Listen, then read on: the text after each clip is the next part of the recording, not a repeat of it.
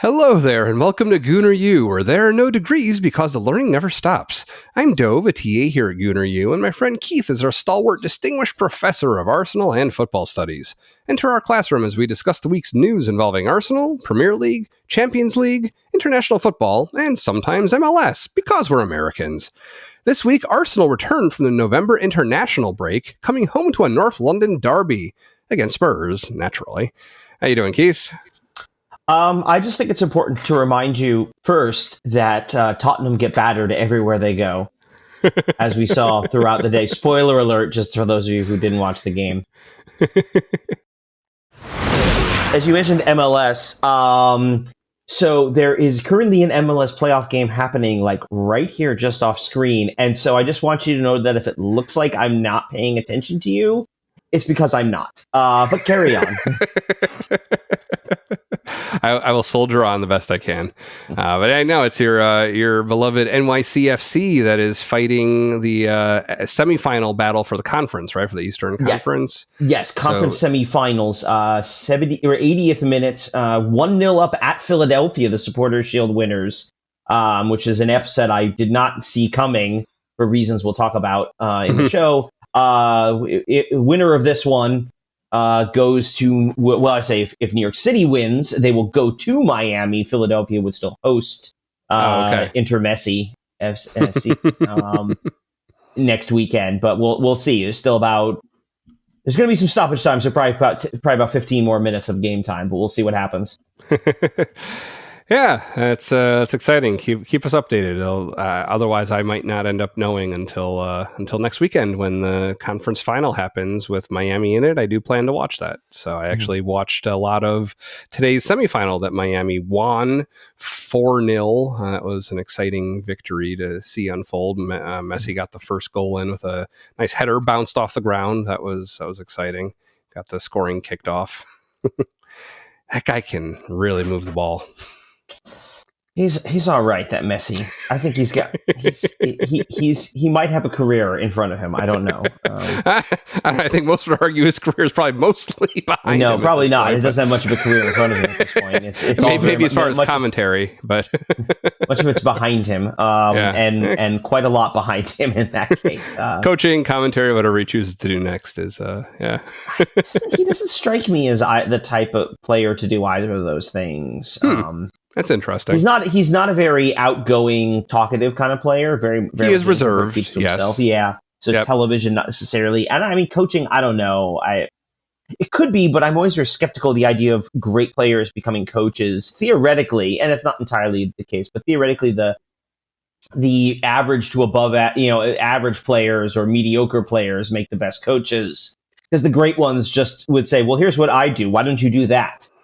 Well, because you're the greatest who's ever played the game, and I'm not you. I don't. Why don't you just do the thing I would do? And so it's those players that are kind of a step below that. Arteta was a decent player, but not right. Well, he was no Messi. Let's just say that. Yeah, I guess my hope, were he to decide to coach sometime in the future, my hope would be, like they were talking in the commentary, and you can see this on the pitch when he's playing, he sees the game in a different way than other people see the game. Like that's why he's so good. You would hope that once he has a team to share it with and mentor and impart his wisdom to, that he could maybe help spread that knowledge to others. That would be the best possibility, but. I mean, to a point, but some of that's again just sort of his ability and things he wants to do. Again, he's also the kind of player that if he decides, "Hey, I want to manage," then he'll some team will just take him. Like it won't. Right. but given his exit, I suspect if he wants to go anywhere, he'd go to Barcelona, and if Barcelona would find a place for him, which given the way they cycle through coaches there, it wouldn't. Let's put it this way: if this was Real Madrid, he would be coaching that team as soon as he retired. But he's, with Barcelona, I don't know. They're a little different on that. But yeah. So that's it for now for our MLS talk. As mentioned, we'll have some live updates as the NYCFC match progresses. Let's talk some follow-up from last week. So in the aftermath, after we recorded, over the course of the week, just reading things online, hearing podcasts talking about it, and then listening to our own episode back, it occurred to me, wait a second. So I knew from our episode that Curaçao had clinched a spot in the World Cup. I knew this was big news. They're like the smallest country, I think, to ever do that. Really cool. Separately, another show or article I was reading had talked about how they're Dutch, how they're under a Dutch king, and they're essentially a second Dutch team in the World Cup, which is novel. And then listening back to our show, wait a second, they're in CONCACAF.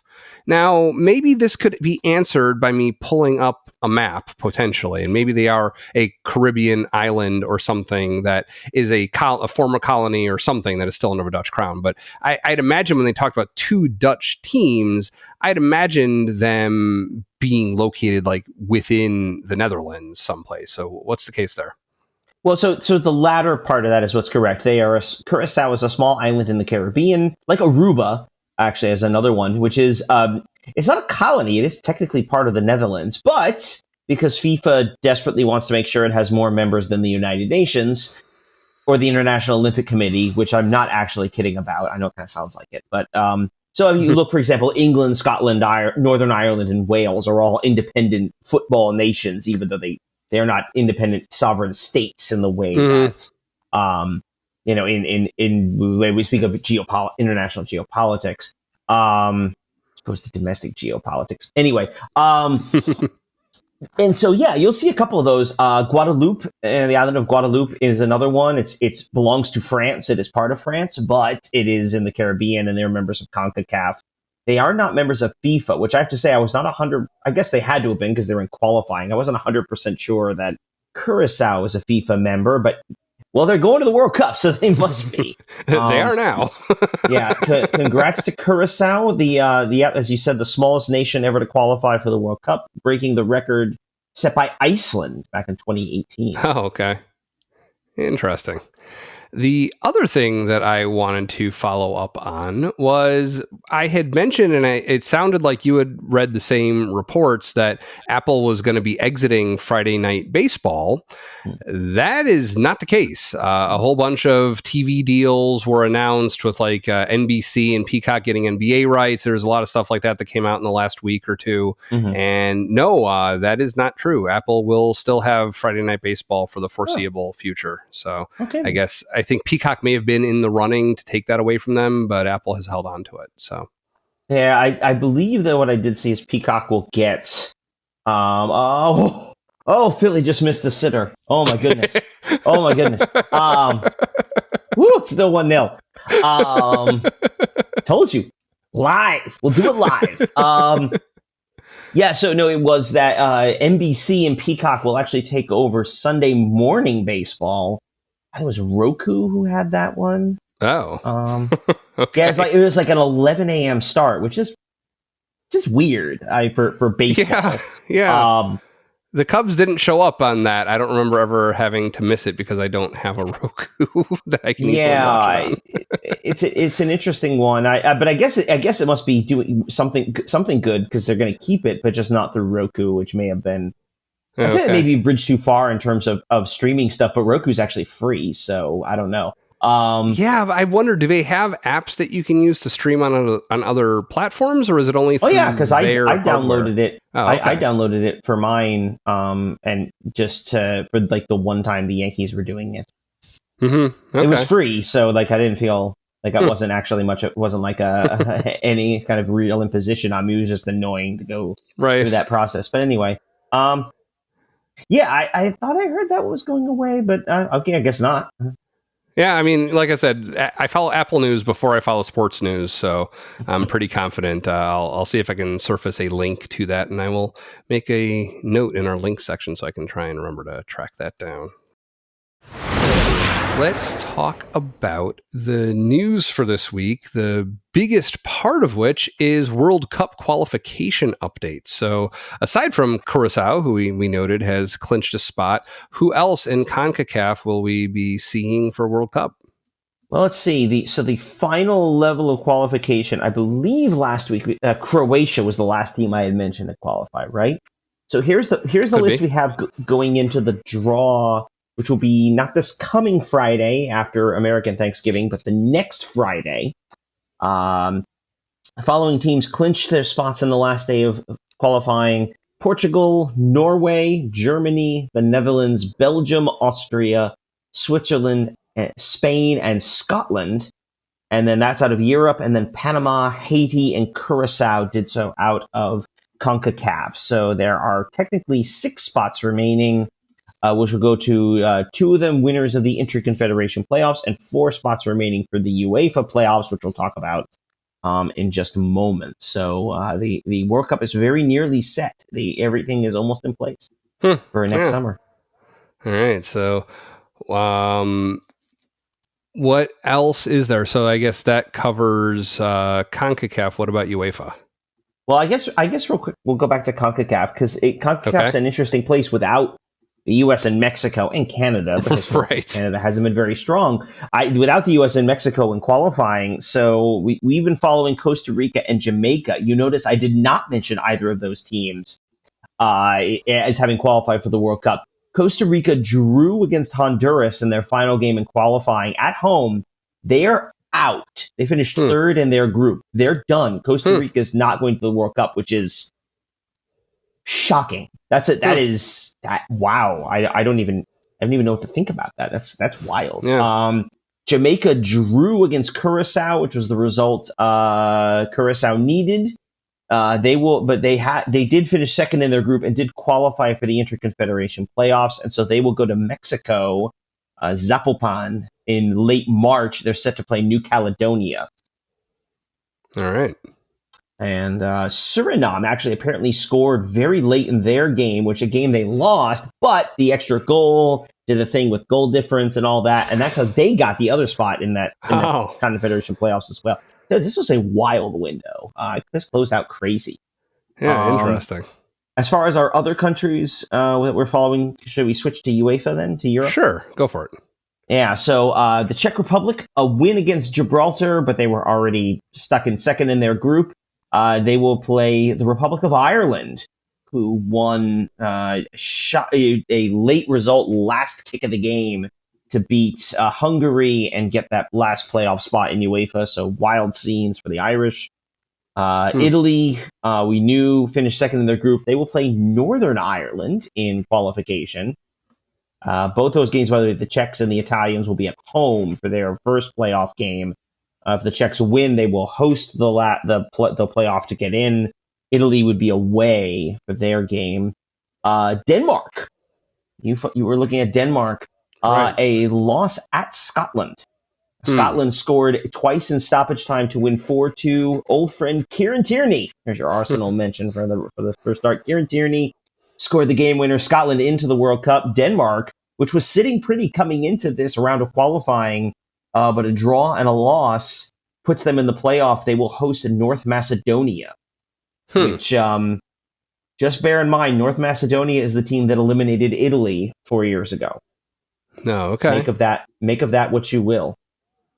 And then the last we knew about. Yeah, go ahead. And then last we had Norway, but they were already done, so they were in the World Cup. Congrats to the Vikings. So I know we were talking last week about Italy. What is their status now? So Italy is in the playoff, so they are going to play Northern Ireland. And the winner of that, they'll play the winner. The winner there will play the winner of Wales and Bosnia-Herzegovina. Just a quick rundown of the other UEFA playoffs. Ukraine, Sweden versus Poland, Albania. Slovakia, Kosovo versus the winner of Turkey, Romania. And then the Czech Republic and Ireland versus the winner of Denmark, North Macedonia. So we could see the Czechs and the Danes, two of our sides, going head-to-head for a last spot. Or they'll just fall victim to Irish magic one by one. So the Inter-confederation playoffs, so that's where like third place teams, like almost qualified teams from UEFA might play against almost qualified teams from CONCACAF and other confederations? In this case, UEFA has their own extra qualifying for their last 4 spots. The other 2 spots remaining are going to some of the kind of that second or third layer of qualifiers from Asia, Africa, North America, and South America. So real quick, in Zapopan, both of these, by the way, knockout games will be played in Mexico. So in Zapopan, the Democratic Republic of the Congo will face the winner of Jamaica and New Caledonia. And then the other one I wrote Guadeloupe in my notes. It's Guadalajara. Guadeloupe is different. It'll be Iraq versus the winner of Bolivia, Suriname. So, yeah, it's going to be, that'll be in March. So when they do the draw in a little less than 2 weeks, there are going to be some placeholder spots within the pots to determine who goes where. And they announced who's in each pot. It doesn't really, we'd have to look through it again. We can do that when we start taking a quick preview of the draw in maybe next week. But yeah, it's almost here, the World Cup. All right.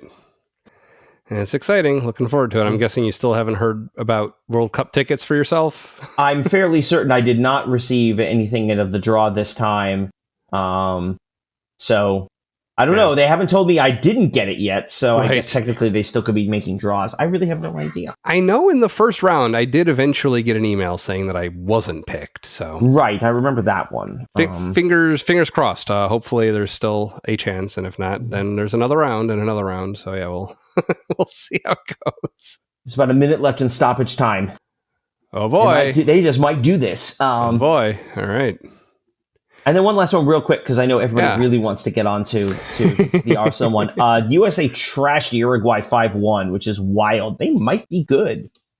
These might be a good. It sounded like it. Some good results this break, and I think the last break too, right? Yeah. To be fair, Uruguay looks like they might be a bit of a mess, but still, that's a pretty good team with some really good talent, real talent. And we smoked them, missing some key players. So we might not be too bad. We'll play in March. We'll play our last set of friendlies against Belgium and Portugal. Both of those, I think, are supposed to be in Atlanta. And then we'll play, it said 2 pre-tournament games. One of them will be against Germany, and I think we'll kind of wait to see who the other one might be once we see who qualifies. But that'll be in June before they open up in LA in June for the big one.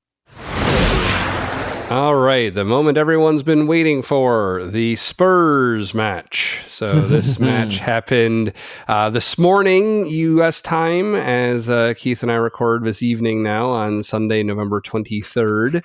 This was a home match to Spurs. We won 4-1. It was our 12th match of a season, putting us 6 points clear on the table. Do you want to talk about that first, how our competitors did this weekend?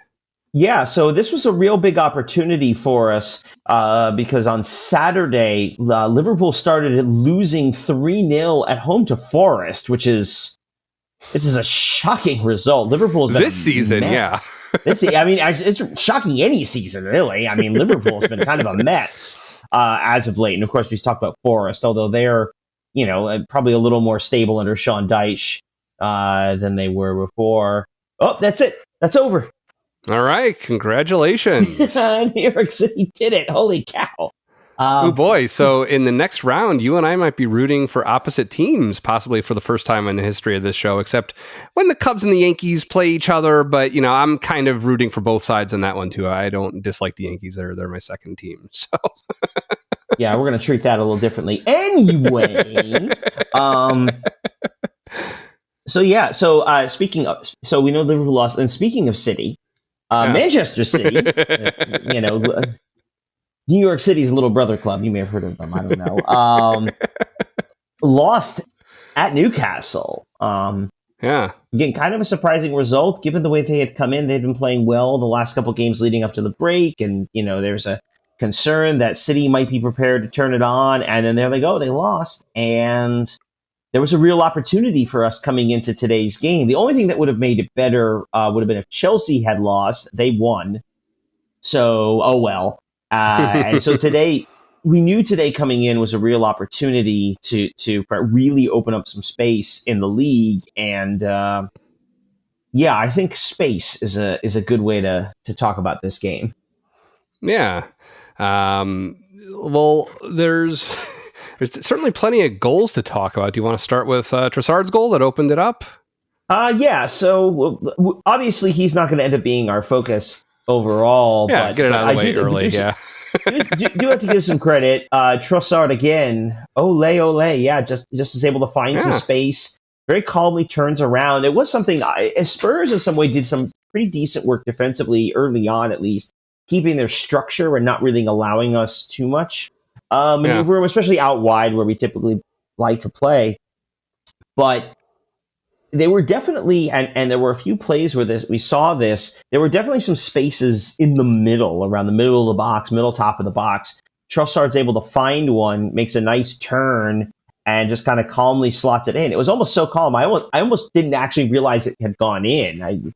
He rolled it so slowly. I didn't feel like I thought he had gotten one in. Well, it's funny, that one, like, I saw it go in.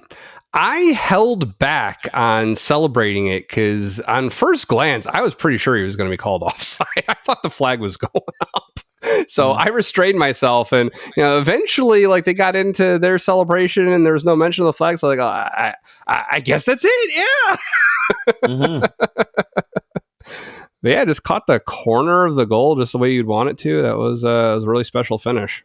I mean, he's a player who, again, we've kind of, I don't want to say he's underrated. I think we talk a lot about him enough that we talk about him enough that we can sort of feel like we can see his value. But he's a player who, really just sort of made that happen. I don't want to say on his own in terms of receiving the pass, but being able to finish that, because this game had all the hallmarks early on of a slog, right? I mean, this was a game you could easily see this being, especially if this was a season ago, just not being able to break them down, just struggling, the horseshoe of death.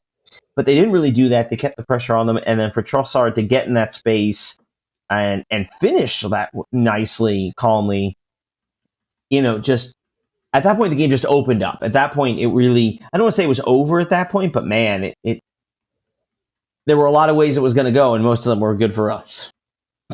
Yeah, definitely.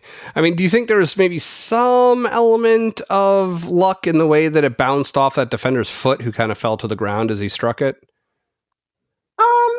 No, I look like. You mean, was this as the ball was going as it was going in, like before it got to him? Yeah, no, as it came off of Trossard's foot, there was like a deflection. There was a defender right in front of him. There was one behind him. Actually, there were two behind him. The one guy, I can't identify him right now, but kind of came in and was slamming his foot down, and his foot ended up kind of right in front of Trossard on the ground. And it looks to me like it had gone off of his foot. Like it looked like it might have been out off of his butt, but now that I'm watching it kind of frame by frame, it's like as his foot comes down, it sends it the other way, like where it looked like it was going to go toward the right side of the goal. And then after that deflection, it went toward the left side of the goal and just barely went in. But, can't argue with the result. I wonder, though. Yeah, I mean, I didn't notice any obvious deflection or anything like that. So, and even if it was, I mean, what's the old saying? Luck is when preparation meets opportunity, or something like that. I mean, right. I don't think there was any. I mean, I'd have to go back and see that one, but I certainly don't recall watching that and going, "Oh man, thank goodness his foot was there to deflect it in." Yeah, no. I think he ticketed that one for the corner nicely, all on itself on his own. No, it was amazing the way he accepted the ball. I mean, just like the knocking it down, the turn, and like without breaking stride, just like in one step, just like getting it with his left foot. Didn't even like pick his eyes up to look at the goal. Just like sent it goalward. It was not to take anything away from him. I just wondered about that because the way that it did just hit the edge, like maybe that was a little bit of a happy accident, but. He does have a lot of our players have a really good first touch. I mean, it is one of the things that separates the top end professionals, even from some decent ones, to be able to, when that ball comes to them, to cradle it and control it, and then be able to turn, like, gives you an opportunity to do something with it, as opposed to sometimes watching a ball just bounce off you and go in some wild direction. But Trossard, a little bit of a Trossard appreciation, just a guy who's not afraid to take a shot. I think there was a play earlier in the half where he like tried to dribble between three guys, and I was like, okay, you don't have to do that. Like, let's. Like, there was a pass in there that really should have been made, but right. But at that point, Trossard scores. It's 1-0. I think we're on our way, and then it was Eze's show. Yeah, 5 minutes later, Trossard opened the floodgates with that one. Eze gets it in.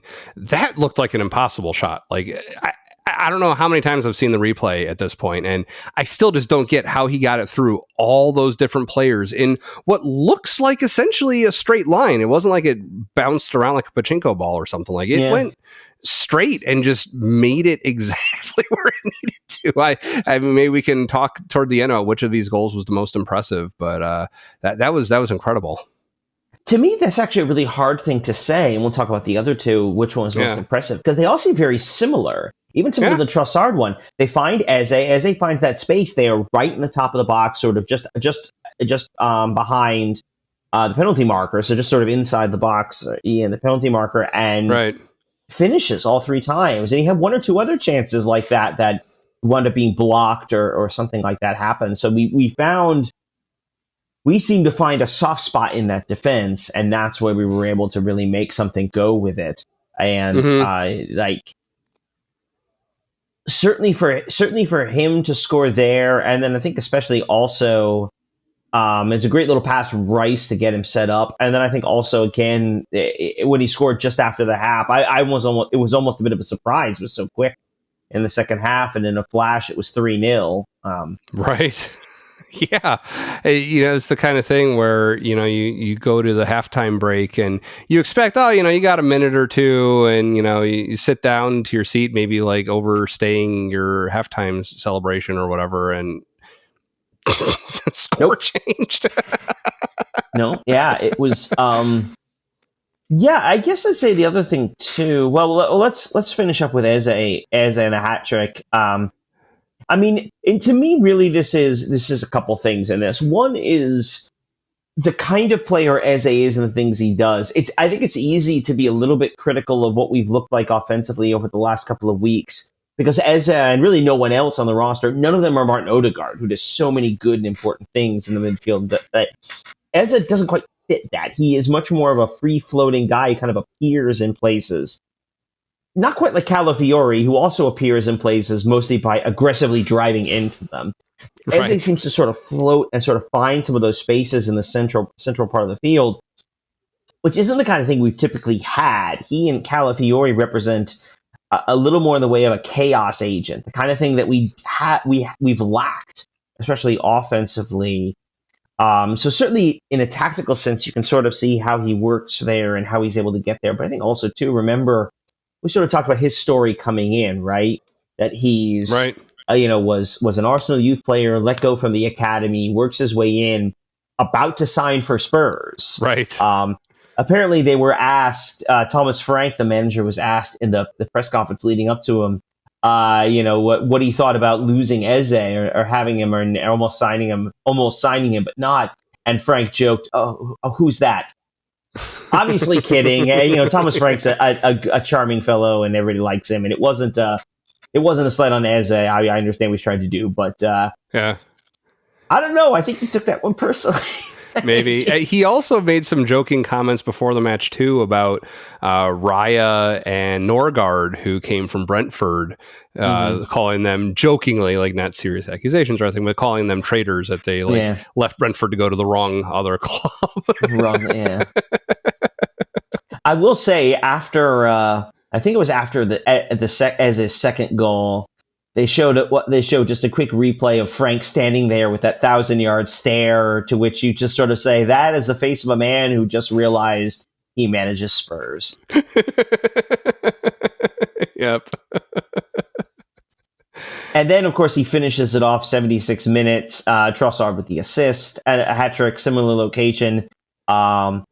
First hat trick in the North London derby since, what they say, 1978? Yes, so the first in the Premier League era, Hindman's son never did it. Harry Kane never did it.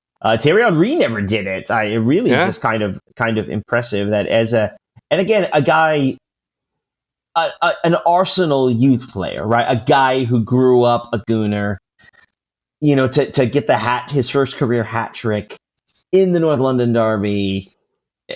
Just you could see almost how much it meant to him in a way that it just sort of like you could just sort of see it there. And the only disappointing thing, he didn't get subbed off afterwards to get the ovation he deserved. He got plenty of ovation post game, but it would have been given some of the subs we were throwing on at the end, it would have been nice maybe to give him give him his own moment.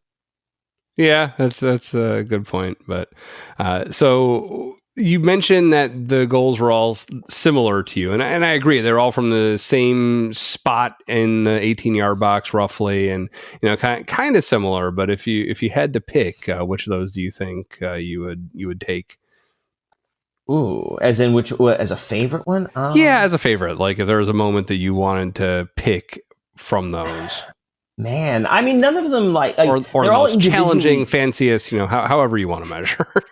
I mean, in some ways, I'd almost say the Trossard one for the little turn, the turn he has to make to get himself set up.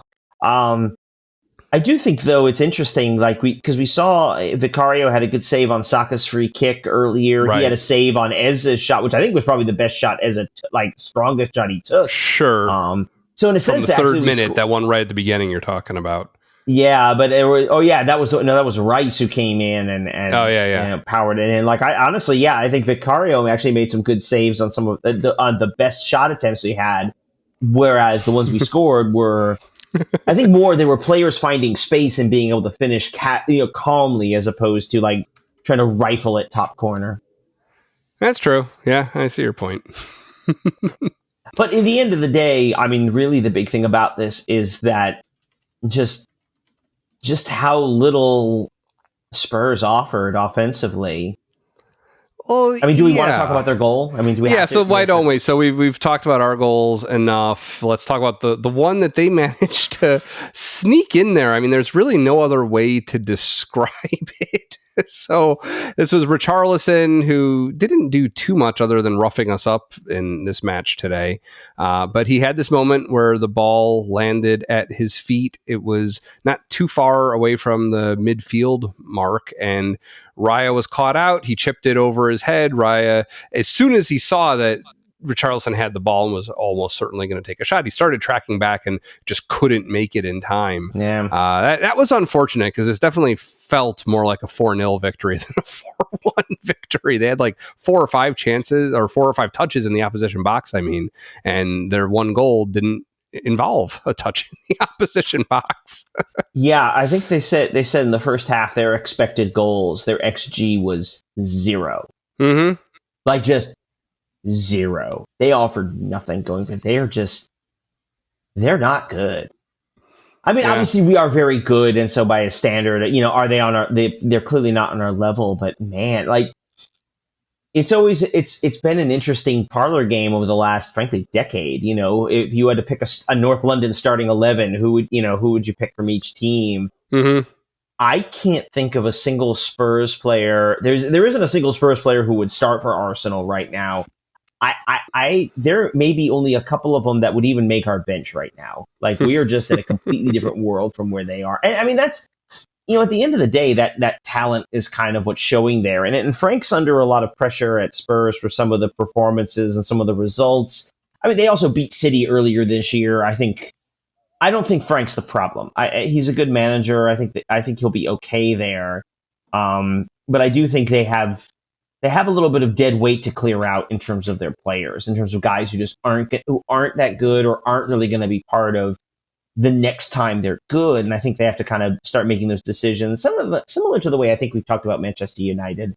They have they have a lot of decisions they have to make before we can sit there and talk about how good they are or how good they might be. Whereas Arsenal right now, they can play pretty much any way you want. Yeah, I mean, maybe we didn't discuss this ahead of time, but should they have gotten rid of Son? I mean, was he could he have made a difference in this game? Do you think it would have turned out very differently had he been on the pitch? I think he was. I think that was mutual. I think he kind of wanted to move on. Mm-hmm. I think he was starting to come to the end of his his ability to be effective at the Premier League level. He's still a good player. Obviously, he had a good end of the season with LAFC. They went out last night to Vancouver, but I imagine he'll have a decent season with them next year for the full year. But I think it was kind of a case where his race was run at Tottenham, and you get the idea. You sell a player to get something for him. I mean, could he have made a difference here? Yes, I imagine a player of his quality probably helps him at least a little bit. But I mean,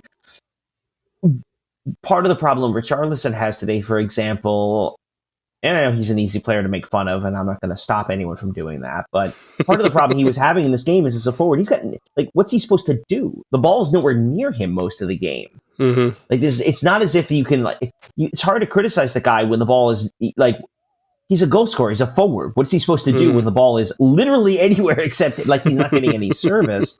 Yeah. And so, I saw him as a good player, but he doesn't solve the overall problem, which is that they don't need Son. They need 11 Son. They just need better players all over the field. Yeah, it makes sense. And it sounds like he wouldn't have been there really no matter what, that it wasn't an option on the table. So, yeah. Okay. And to be fair, they are also dealing with some injuries as well. In fact, I think I saw they're the most injured team in the Premier League so far this season in terms of number of injuries, man games lost. That's good to note. I know it certainly affected us a lot of last season. We have a lot of injuries right now, but still, that's good to note as a small asterisk on the match. No, there's no need to asterisk. I mean, look, the injuries happen, we know, but you just look at that roster and even some of the guys they're missing at this point. I don't have anyone in particular, but getting all of those players back does not suddenly turn this into a win for Spurs. They were outmatched. And you looked at their bench, and I'm just looking at their bench going, who's going to come on to change this? Who's going to come on to make this better?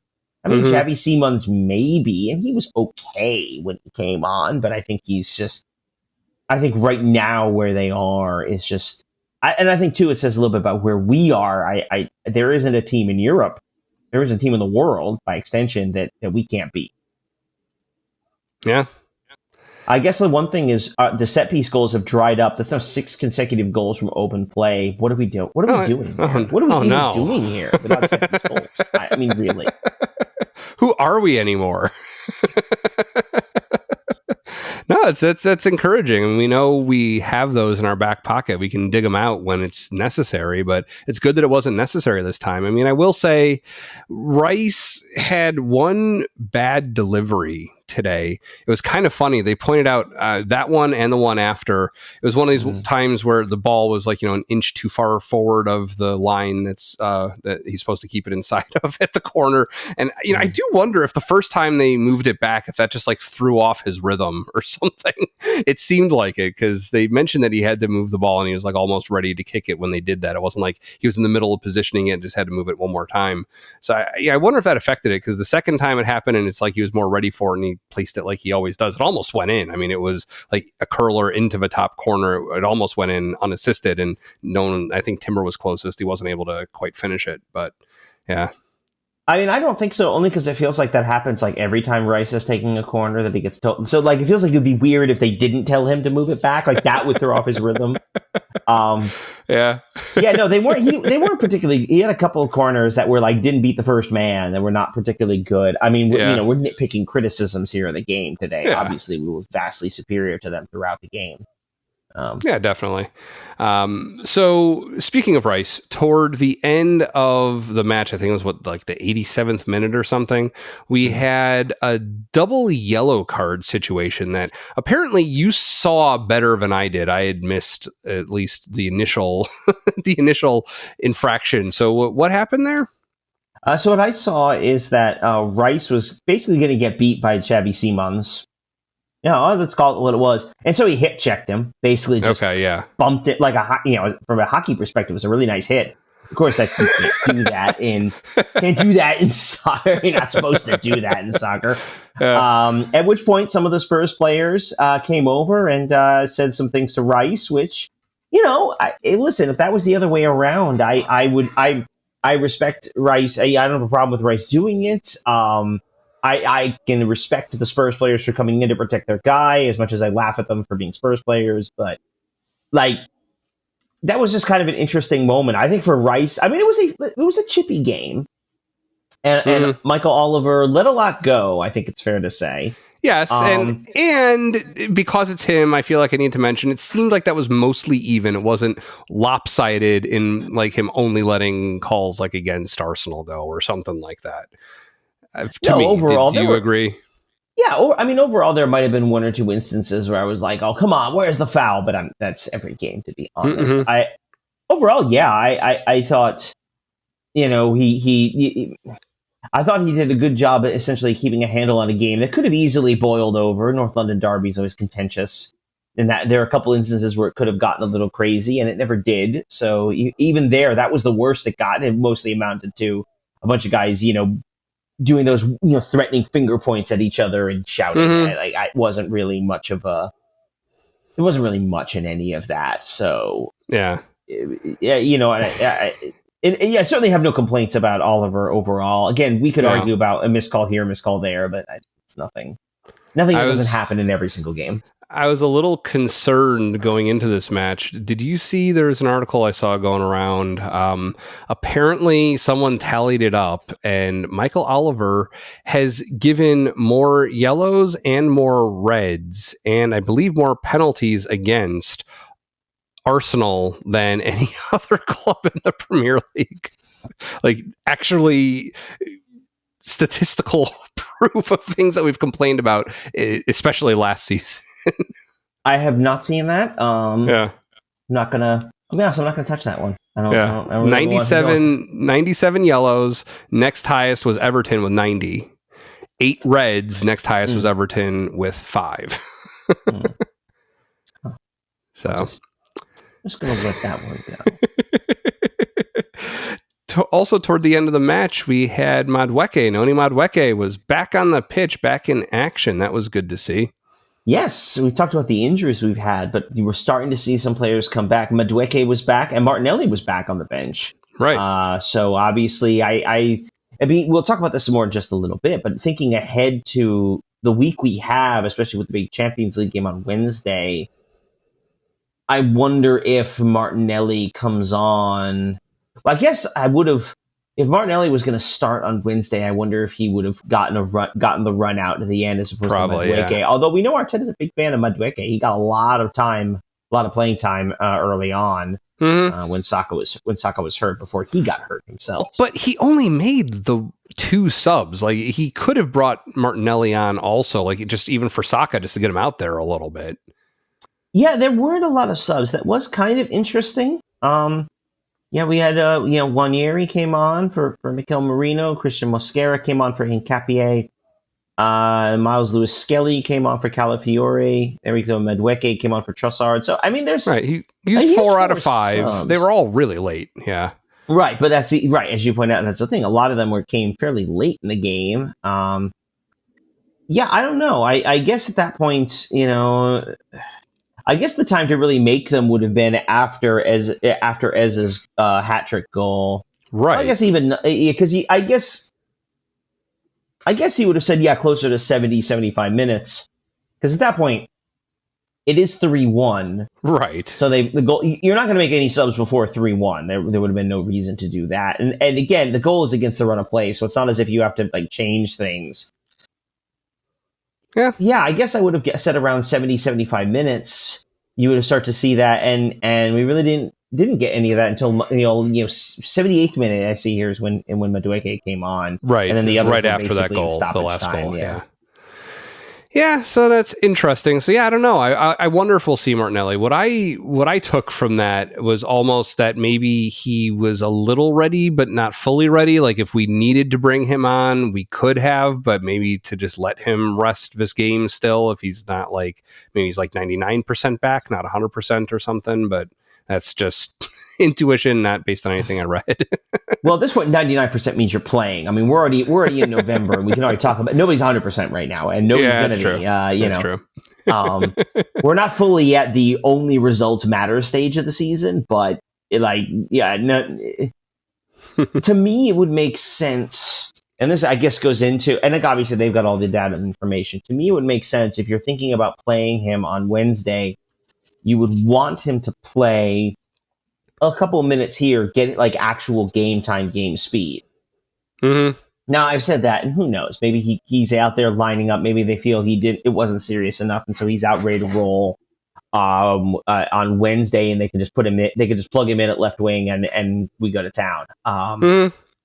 But that was an interesting one to me. Obviously disappointed not to see Odegaard and Gyökeres back. I saw them both in the stadium, right? But not yet. I guess them not being on the bench for this game tells me they probably. I guess maybe they're on the bench for Bayern. I don't know. I'll be interested to see the lineup when it finally comes out. Did you notice during the match that they were kind of bench adjacent? You know, most of the time when you see the players who aren't healthy enough to play, like I don't think they showed them today, but Kai Havertz, who they've shown, in recent days, where we know he's not coming back anytime really soon, he's like in the owner's box or something. Like he's like far away. It looks like Odegaard was right there. He's one row behind where the bench is. Yeah, and Big Gabby was there too. Right. And thinking about that, so I don't know necessarily how that what's like a space reserved for injured players or things like that. I suspect wonder how much of that, just thinking out loud, was also connected to the fact it was the North London derby, and so. Like you're selling every seat, and so if you want the players need to be that space for them is there down by the bench. I did also notice they showed after one of the goals, like Big Gabby starts ragdolling Odegaard, like just you can tell he's still in it, man. Yeah, I didn't catch that.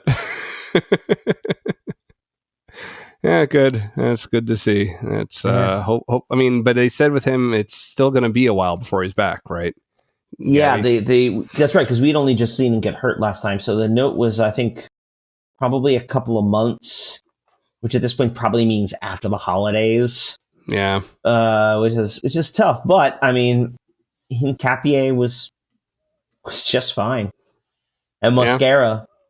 Mosquera is just fine. Hincapié played for Bayer Leverkusen. He was invincible in the Bundesliga 2 years ago. Yeah, we're so deep. It's so good. All right, who is your player of the week? Well, this was a difficult one with a lot of choices, and I really had to think. I'm just kidding. It's Eze. Stop it. Just come on. Let's say it together on the count of three. I mean, an Arsenal youth player spurning Tottenham at a transfer becomes the first North London derby hat trick since 1978. Yeah. Yeah, I mean, fantastic. Just fantastic. He scored a goal, too, with England over the break. Someday it's Eze's world, and we just live in it sometimes. I think right now, it really just seems like this is as good as it gets for him, up until he's there lifting a trophy with Arsenal, and or maybe lifting a trophy with England this summer. I don't know. Maybe just. Hey, you never know. Our English audience is like half between going, "That's right, we will," and half between, "Don't you see that?" So, it's funny though, because he hasn't been a prolific goal scorer for us. I mean, today obviously alone is probably half the goals, or more than half the goals that he's scored this season for us so far. It's interesting though, the moments when he has scored, if you think about it, right? The Crystal Palace goal, where that had some personal meaning to him playing against his former club, right? Or the Spurs goal again, where where he had almost gone to them. It was an important match for the club. I wonder if there's a gear that kicks into place when he knows there's extra meaning on the goals or something. It's interesting to note that. It is interesting to think about, because players know this stuff, and it's interesting how some of them are properly motivated by those matchups, and it really sort of does something for them to get that opportunity to play that way or play in those circumstances. I don't know. I mean, it could just be. I mean, it could also be just kind of a coincidence too. I mean, I'm really kind of curious. And injuries are always one of those things where this sort of works itself out. But I wonder if he would have gotten all this run time if Odegaard is healthy. I mean, who do you drop from a midfield of Odegaard, Rice, and Zubimendi? But Odegaard's out, so we need Eza, who doesn't play the same role, but obviously does what he brings to the table is obviously been very effective, and he's had a few chances as well in the other games. But just really exciting to see him put that in, and obviously it's meaning. These games are meaningful. These particular games, obviously with Palace and Spurs, are meaningful in that way. But, I don't know. I think part of me says it's just kind of a coincidence. Part of me just says the season, the way this season is shaping up, sometimes things just all work out for you. And right now, things are really working out for us. Yeah, definitely. In case I didn't make it clear, I'm not picking a different person. So I don't know how you can pick anybody other than Eze this week, and I'd really be contorting myself to try and justify it. I mean, you can't. So he's a joint pick this week. We're both picking him. Meanwhile, let's take this opportunity to once again proclaim we're top of the table. Yes. As you mentioned, 6 points, 6 points clear of Chelsea. 6 points clear of Chelsea, who's in second. City is in third. They're on 22 points, so they're seven back of us. Liverpool, by the way, is 11th.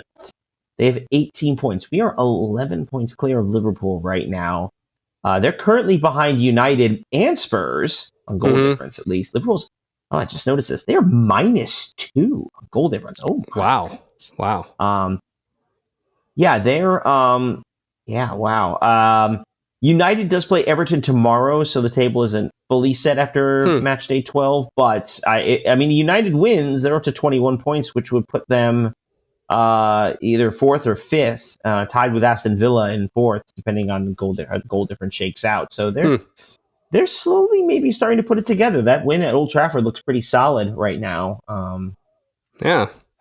That's interesting. That's right. Didn't Everton have another match not too long ago that was delayed until a Monday or something? Was that them or is it someone else I'm thinking of?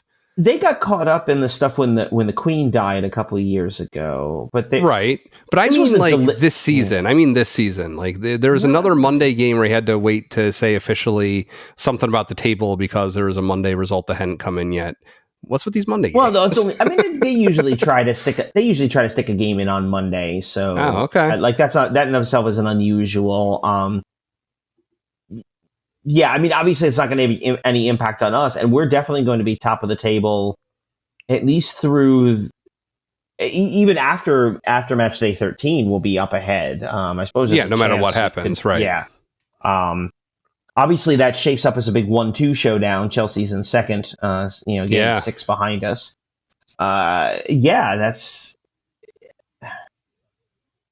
I don't want to overstate it because we're 12 games into a 38 game season, so there was still a long way to go. But this is shaping up nicely. Definitely. Just say that it's shaping up nicely.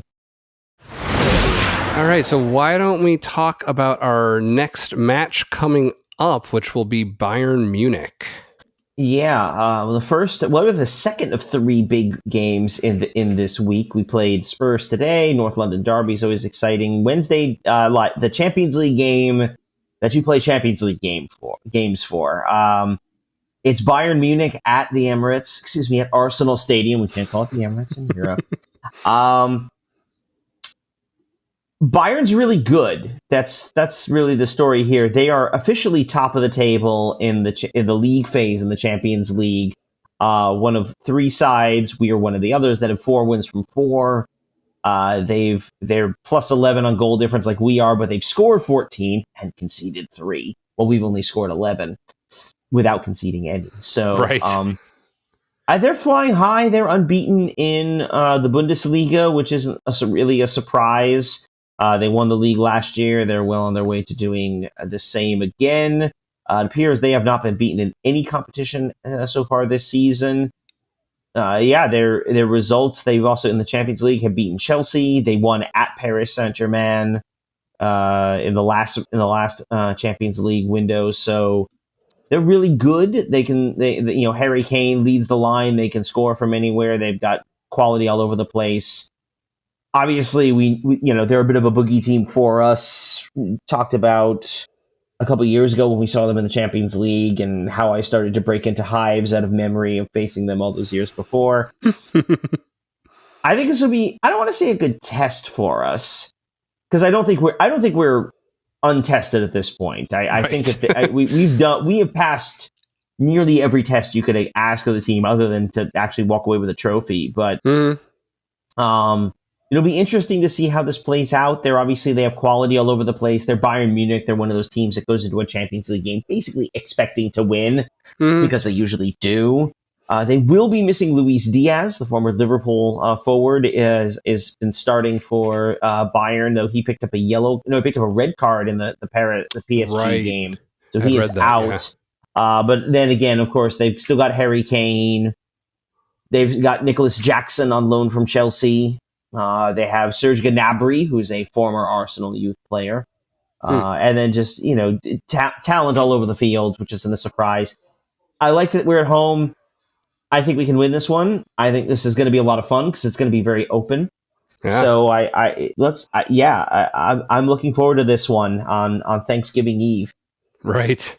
Yeah. I mean, I know for me, Bayern Munich, I always think of them, they're the ones who knocked us out of the Champions League the first time I'd ever seen Arsenal in the Champions League a couple seasons ago. So, I'd love to see us beat them and kind of assert our position again, like we have been so far in the Champions League this season. So that'll be good. We'll also throw one really quickly. We beat Paris Saint-Germain in the league phase last year. So, of course, that doesn't hold, that doesn't necessarily mean anything when you get to the... Right. On the other hand, if the result doesn't necessarily go our way, maybe we'll just see them in April. I don't know. Yeah.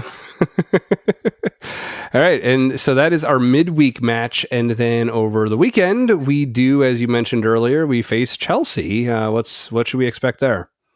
I don't know what to expect from Chelsea. Still fairly young. Still somewhat inconsistent, as we mentioned. They are second in the table, coming off of the Club World Cup win over the summer. Cole Palmer, though, is still out. So, their sort of talismanic player is still missing, but they still picked up 7 wins from 12 games. Obviously, a dangerous side. It's interesting. This one is at Stamford Bridge, where there was a stretch a couple of years ago where actually it felt like we had a better record at Stamford Bridge than we did at home playing Chelsea. That has not been the case. Although I should say if this is right, we are unbeaten on our last 6 games at Stamford Bridge. They haven't beaten us in their place since August of 2018. Wow. That was a long time ago. Wow, really? Huh. Interesting. They have in that stretch, they have 2 wins in the Emirates. Right. Actually, yeah, we've been dominating this series as of late over the last few years. Interesting. Yeah. They did. We had draw points in the last 2 games there, though, a pair of draws. So there was a stretch I would have said we play better at Stamford Bridge, but apparently that's not the case as of late. So I don't know. We'll see. I feel pretty good. I feel pretty good about this one. I wouldn't be surprised if Chelsea plays more defensively and we have to sort of fight our way through with a set piece. But this is always a testy fixture. Right. And boy, they are always, as always, they're a bit of a dislikable bunch, aren't they? But we'll see how it goes. I mean, it almost feels like too much to ask to walk through this week. 3 wins from 3. But obviously, I think the Spurs in some ways is probably the easiest of the 3 games. So, but that's how you start. You can't win 3 from 3 if you don't win the first one. So, right. Yeah, and if there's a season that we're going to do it, this feels like it. Things are going well so far. So, yeah, and you'll be able to find, as with all Premier League, or not Premier League, as with all Champions League games, you'll be able to find that on Paramount Plus. And Chelsea will be on the USA Network in the US, which means if you want to stream it live, that'll be in the NBC Sports app. So thank you for joining us at Gooner U. If you're watching us on YouTube, you can also listen to the podcast version of our show on Apple, Spotify, and some other places. If you're only listening, try watching us on YouTube with the link in the show notes. Your homework for today is to stop listening for a moment and right this second, hit the subscribe button wherever you're listening to this. I'll wait for a moment. Okay, you're back. Now go to Instagram, TikTok, or wherever you watch our short videos each weekday and do the same thing. We record the show using Zencastr. If you'd like to try it out, you can support Gooner U by signing up using the link in the description, which also has links to everything we talked about and our socials. Again, my name is Dove, and you can find me on Twitter at Dove Frankel. With me, as always, is Keith, and you can find him in a pub watching Arsenal matches. Everywhere they go.